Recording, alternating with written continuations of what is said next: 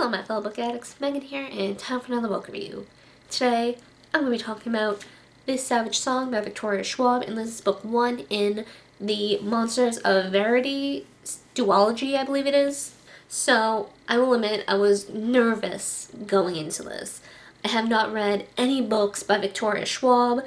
I know that she is a very beloved author on BookTube and just online in general, and I was excited to read this, but I was also nervous because when I see her talked about online, she's so hyped up, and I was worried that it wouldn't live up to the hype, but I am very thankful to say that I did enjoy this book. I enjoyed her writing style. I thought this was a very creative premise, like the different types of monsters, how they came to be, and how different forms of violence spawned different types of monsters.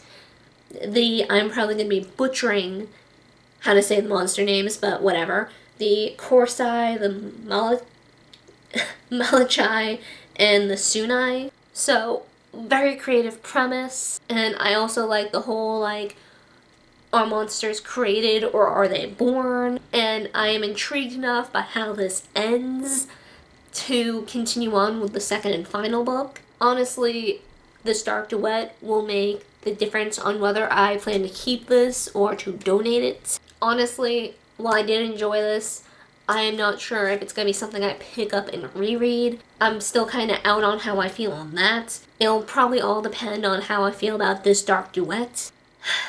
And I don't feel there's too much I can say without risking spoilers. So I'm going to go into a brief spoilery section, so if you have not read This Savage Song yet, highly suggest you click away and do so, and come back after you catch up. Alright, so like I said, this was really creative, and also the little nursery rhyme at the back, the whole Korsai, tooth and claw, shadow and bone will eat you raw, so on and so forth. All I can imagine that is being one of those little hand clapping games or a jump rope game. Literally anytime any of that was mentioned, all I could picture was do do do do do, or skip rope. Just a bunch of little kids chanting it as they skip, and it's even now I can't get that mental image out of my mind. So like I said, I did enjoy how this book tackles kind of our monsters made are born, and just because of the circumstances of a monster's birth, namely August in this example, does that really make them bad or good? I will say I felt really bad for Kate in this book. Losing her mother years ago, and then having her father be distant, sending her away, and then, Sloane trying to kill her off. With her father's okay. And then I am glad that August took care of killing her father for her, so she doesn't have that blood on her hands in addition to the guy she killed earlier. But gotta say, I am curious as to what's gonna happen to her in the sequel.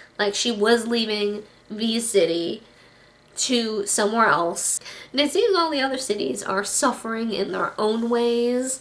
So it's gonna be curious to see if she is gonna be somehow forced to return home, or if she returns on her own free will, or just something. Also curious as to what's gonna happen to the city as well, now that Harker is gone, and his little system of protection is just moot and point.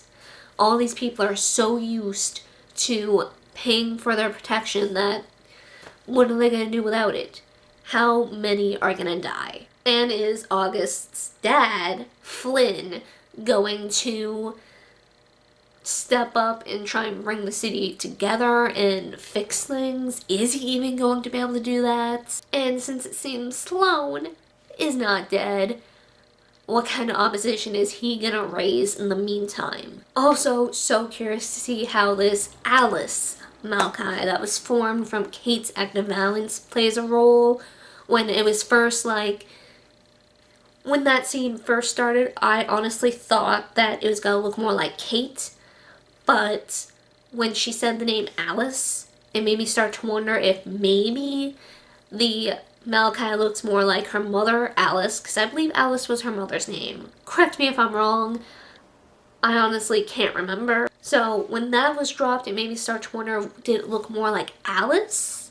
And all I can imagine both situations being really effective. Like if Kate comes back and faces a Maokai that looks like her mother, she's gonna be hesitant to do anything against this thing. It is gonna hit home, especially since this thing was formed from her actions. And I can only imagine that Sloane would use this to his full advantage against Kate. Because I can imagine he's not too thrilled with Kate. On the other hand, if it looks more like Kate, and August has to like raise his hand against her, how that will work. Because, well, there's no like romantic situation between the two of them, they've still been through a lot together. I would dare to even call them friends almost. They almost lost their lives together.